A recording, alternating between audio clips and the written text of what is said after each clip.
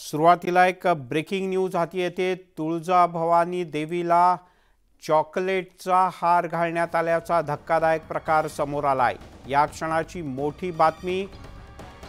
तुळजाभवानी देवीला चॉकलेटचा हार घालण्यात आलाय आणि हा हार घातल्याने आता मोठा वाद निर्माण होण्याची शक्यता आहे।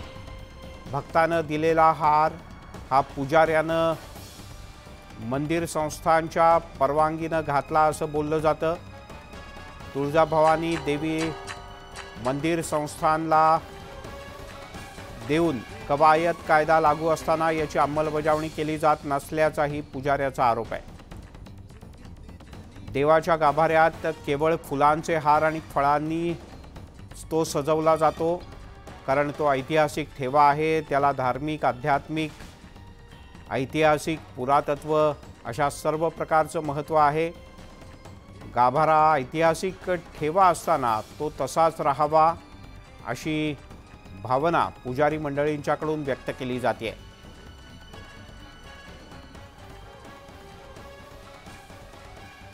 या अशा पद्धतीने चॉकलेटचा हार घातल्याने चुकीच्या रूढी, परंपरा किंवा प्रथा निर्माण व्हायला नकोत असंही पुजारी मंडळाचे अध्यक्ष विपिन शिंदे यांनी म्हटलंय। बालाजी निरफळ आपल्यासोबत जोडले गेलेत। बालाजी, हा काय प्रकार आहे? मिलिंद, जर बघितलं तर महाराष्ट्राची कुलस्वामी, महाराष्ट्राची अस्मिता म्हणून तुळजाभवानी देवीकडची अवकाश पाहिलं जातं आणि लाखो भाविक मोठ्या संख्येनं श्रद्धेने जे आहे ते तुळजाभवानीच्या दर्शनासाठी येत असतात।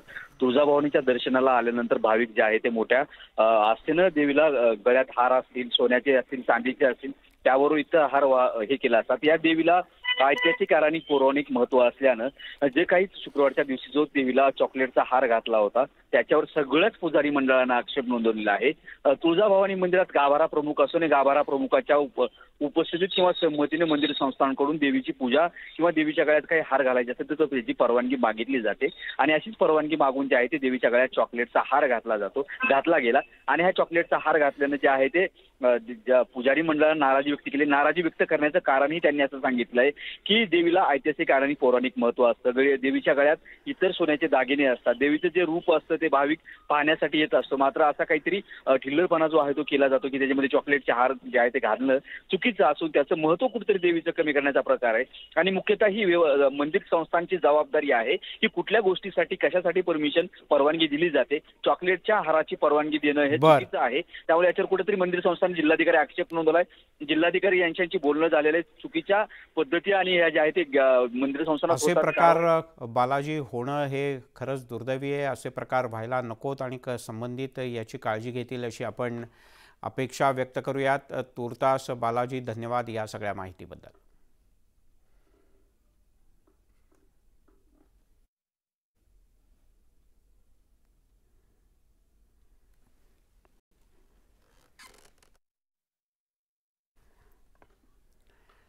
पुजाऱ्यांनी या सगळ्या प्रकाराबद्दल आक्षेप घेतलेत आणि आता भक्तगणांच्याकडून संताप व्यक्त होतोय।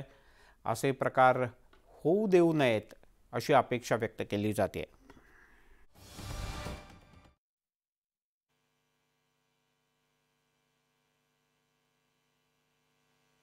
तुळजाभवानी मंदिरमध्ये एका भक्ताने चॉकलेटचा हार आणला होता, तो देवीस घालण्यात आला।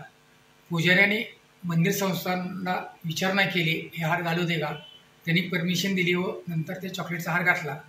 काही फेसबुक माध्यमातून असे व्हायरल झालं की चॉकलेटचा हार घातला आणि ह्यानंतर प्रशासन गडबडून जागं झालं। मी ह्या माध्यमातून संस्थांना असं म्हणू इच्छित आहे की आपल्या संस्थांना एक देऊळ कवायत म्हणून नियमवाले आहे, त्याची अंमलबजावणी होत नाही।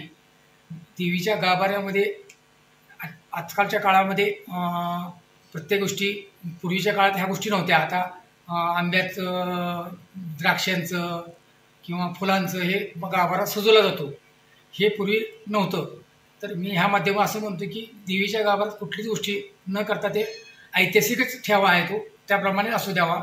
मला जे काही सजवायचं, जे काही घालायचं असेल ते देवीच्या 14 दरवाजाच्या बाहेर घालावं, ह्या माध्यमातून सांगतो। कारण अशा कुठेतरी चुकीची पद्धत पडत चाललेली आहे।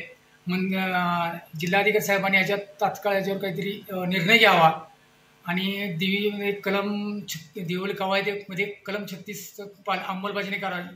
त्यामध्ये असे आहे की देवीच्या गाभाऱ्यात फक्त जो ज्याची पाळी आहे तोच पुजारी असावे, इतर लोकांनी थांबू नये. त्याच्या अंमलबजावणी अजूनपर्यंत होत नाही. ते केल्यानंतर बरेच गोष्टी थांबल्या जाईल. या माध्यमातून मी जिल्हाधिकारी साहेबांना विनंती करतो की हे तात्काळ थांबवावे.